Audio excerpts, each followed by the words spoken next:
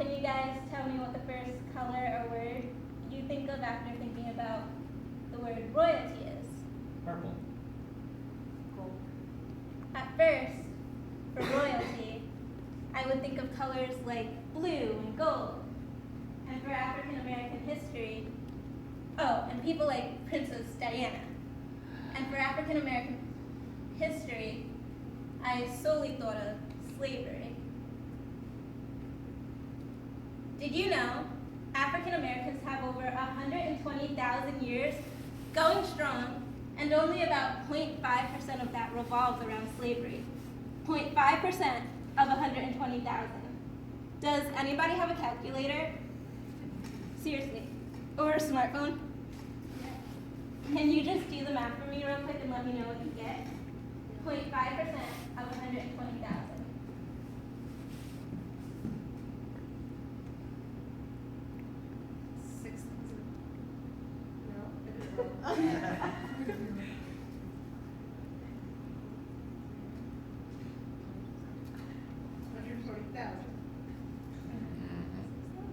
No, what is it? 0.5% of 120,000. 0.5. Oh, 0.5. Then you percent button. 60,000. No. Oh, we're in trouble.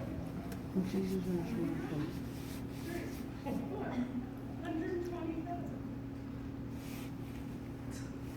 600.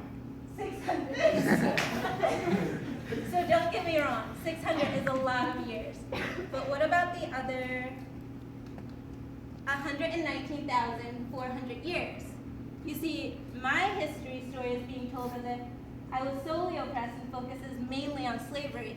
And hey, that is great, do not get me wrong. But honey, there's so much more to me than you know. We didn't just accept failure and oppression. What needs to be taught in schools is the fact that we were warriors and conquerors, and we were determined to write our own future. Malcolm X wanted to be a lawyer, but niggers couldn't be lawyers. So he decided to fight for his self-worth because he knew his skin color didn't define him. That's the thing with history. One situation does not define the whole thing because history is ever changing and growing. There are so many different stages that make up the whole thing. Like, for example, my teachers wanted to put me in special ed classes. They didn't think I was capable of keeping up with the normal kids. But instead, thanks to my mom for knowing my self-worth, I took first grade twice, and from then on, I studied alone in my room every single day up until sixth grade. I knew I had problems, but they were my problems to solve. I didn't even talk until around the age of 5. I struggled to form words. Not being able to form simple words into sentences is frustrating, and it was a very frustrating stage of my life that still affects me today. However, I do not let it define me. I make it motivate me. If you haven't noticed by now, I am black, and I am a female, and I am black. Like Cleopatra. Did you know Cleopatra was black? Seriously, she is black. Well, she is of Greek and African descent. But get this, she was a woman and a queen. African Americans started off as kings and queens. Somewhere down the line, long ago, we started off as Nefertitis and Mansa Musas. We were the epitome of royalty. Hence Cleo. She must have been doing something right because she made it into Shakespeare's plays. Me, I'm just trying to make it into a Broadway play though. But anyway, when you're black and you're a female, if you can do the math, that means you have two things working against you.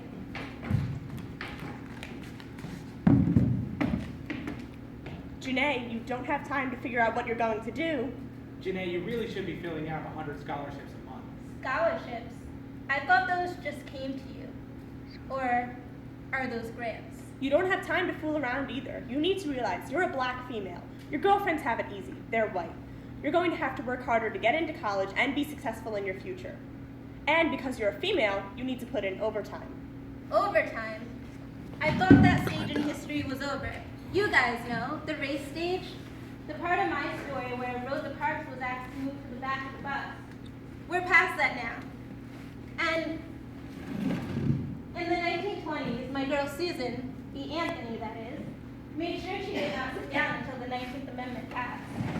So why do I have to work harder than a male if I have all the same rights as a male and all the same rights as whites? The real question is, why, as a society, are we holding on to issues that were supposedly resolved? Why are we stuck in the old chapters of the history book? I don't believe I have to work harder because I am a woman or because of my skin tone. I know women get paid a little differently than men, and I know some people are uncomfortable with my skin tone. But that doesn't mean I have to work harder. That just means I have to work efficiently. Because I am Jeanne. Jeanne, Janice, Milner, Clinton. Jeanne who needs to figure out what she wants to do with her life. Jeanne who is currently supposed to be wowing all you guys in this room right now, but I can't stay on track long enough to figure out what I want. That's the hard part. It's not being black or a female, it's figuring out what you want. Marcus Garvey wanted to unite Africans and send them home to the motherland. Booker T wanted blacks to educate themselves. Dorothy just wanted to go back to Kansas. But what is it that I want? My mother wants me to go to a good school, get a master's degree, and marry a guy who knows the Bible inside and out. I don't even know the Bible inside and out. My dad wants me to do good. Good. Good. What the heck does good mean? That could mean so many different things. My dad is a man of few words, and sometimes that's not so great. Or should I say, good for me. It would be nice if I could just have a customized manual for my life so I knew exactly what I wanted. Think about it. If we all just woke up with manuals by our bedside, we could probably, as a nation, end war and live in peace because in somebody's manual, probably the president's, there would be a peace treaty waiting to be signed. And if we had manuals, it would save lives because there would be less people dying from stress. We would all know exactly what's coming and when it's coming and what college to apply to and what major to pick and what relationships to avoid and what numbers to play lotto. That would be the life. It would be so much easier because there are some days I want to do everything and other days I just want nothing. In my early teenage years of life, around 12 to 15, I thought I knew what I wanted. I wanted to know who I was. I thought knowing the Clinton side of me would make me feel as if I belonged. So I met him, my sperm donor, that is. He was a bottle of 40 and 10 shots of vodka. I've missed you, my seed. I love you, my seed. I survived 21 gunshots. I have a metal arm. My favorite pastime is drinking and smoking. I occasionally black out and beat the shit out of women. I really loved your mother. You act like her so damn bougie. Bougie? Now, what does that even mean? My nickname is Boogie. My dad calls me Boogie. I don't know why, that's just been his nickname for me since I was little. I love that name. It makes me feel special. But bougie? Who even calls their daughter that? Why am I here? Are you embarrassed when I blast my music? I have no filter. I'll curse out any motherfucker who looks at me sideways. Fuck all the little children who are staring at me. His favorite drink was 40. He's dead to me now. If I would have known how much of a nightmare he would be, I would have never fought to meet him. My mother warned me and begged me not to go down that road. I already had a father. I was just so blinded by the rose-colored glasses I was always wearing. My glasses finally broke at age 16. I was so sorry I chose a stranger over my father. I was so mad at myself for introducing myself to this evil, twisted, ignorant man. I drank 10 shots of vodka one night before a high school dance and got suspended from school for a week. I should have gotten suspended for life. My blood alcohol count was so damn high. This was a very scary moment in my life. I still cannot remember that day. Can you imagine not being able to remember a day out of your life? All that comes up, no matter how hard I try, is black. I was captain of the cheer team. I was an honor roll student. I was treasurer of the French club And an active member of the Spanish club. And I ruined all of that because I was upset. Because I tried to fit in somewhere I didn't belong. And I tried to resolve it by drinking 10 shots. And now I have lost a day of my life forever. And all I will ever see is black.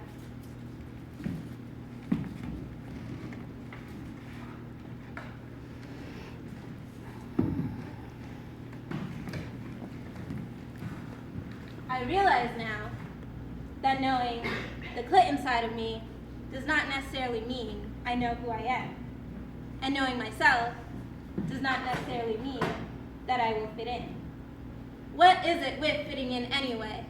Why do people feel the need to belong as if they're a book written by Shakespeare that has to meet one of the criteria of tragedy, romance, or comedy? I took psychology last semester. If Miss Davis heard me ask this question, the question about fitting in, she would direct me to Maslow and his hierarchy of needs pyramid. There are 5 stages to this pyramid. The first, or base of the pyramid, is our biological needs: food, water, sex. The second are safety needs. The fourth, esteem needs. And the fifth is self-actualization, or knowing your personal potential. At the peak of the pyramid is when you feel confident and amazing.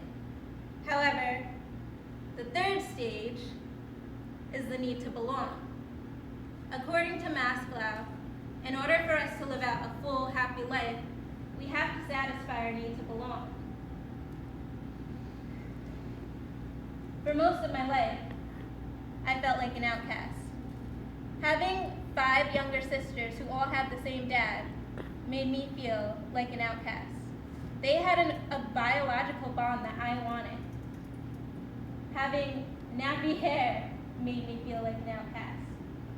Going to a school where I was one of 3 black girls in my class made me feel like an outcast.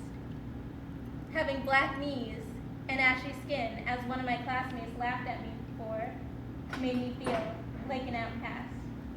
Having big lips made me feel embarrassed. I felt this way until about 17, when I realized I was making myself feel like an outcast. I was oppressing myself, and I wasn't loving myself.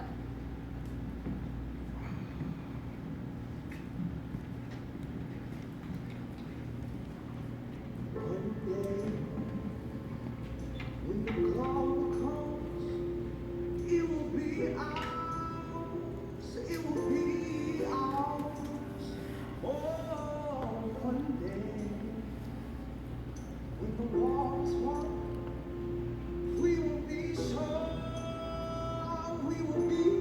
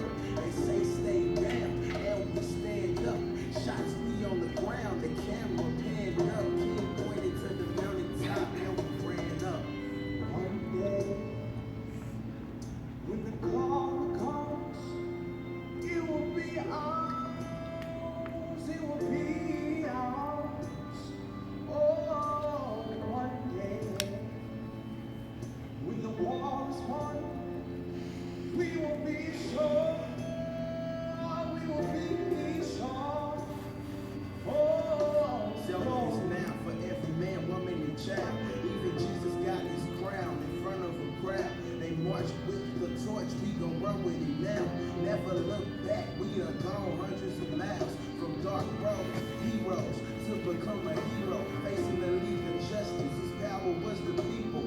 Enemy is legal, a king became regal. Saw the face of Jim Crow under a bald eagle. The biggest weapon is to stay peaceful. We sing, our music is the cuts that we bleed through. Somewhere in the dream, we had an epiphany. Now we right the wrongs in history. No one can win a war individually. It takes the wisdom of the elders and the people's energy. Welcome to the story we call victory. The coming of the Lord, my eyes have seen the glory. It's not over. The victory isn't won. I will fight on till the finish. I believe it's all done. We're quite glory. Oh, glory.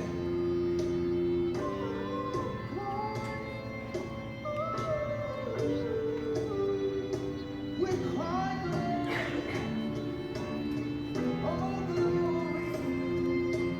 Oh, yeah.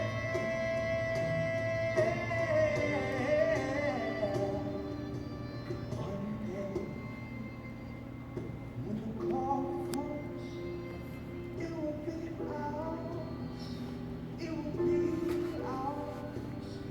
Oh, one day, when the walls fall, we will be strong.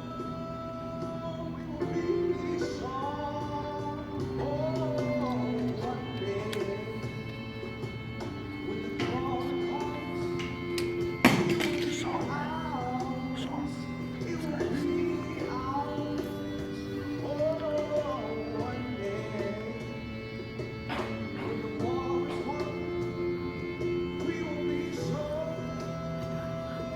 We will be strong.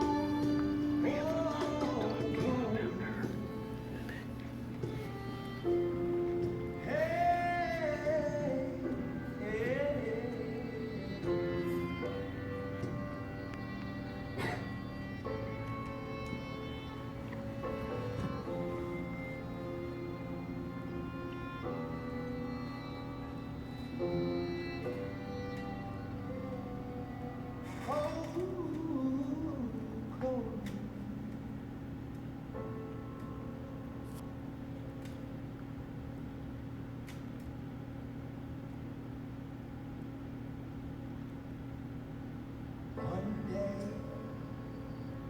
when the call comes, it will be ours. It will be ours. Oh, one day, when the war is won, we will be strong. We will be strong. Oh, come.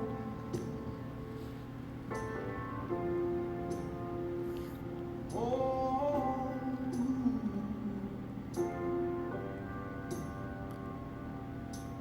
hands to the heavens, no man, no weapon.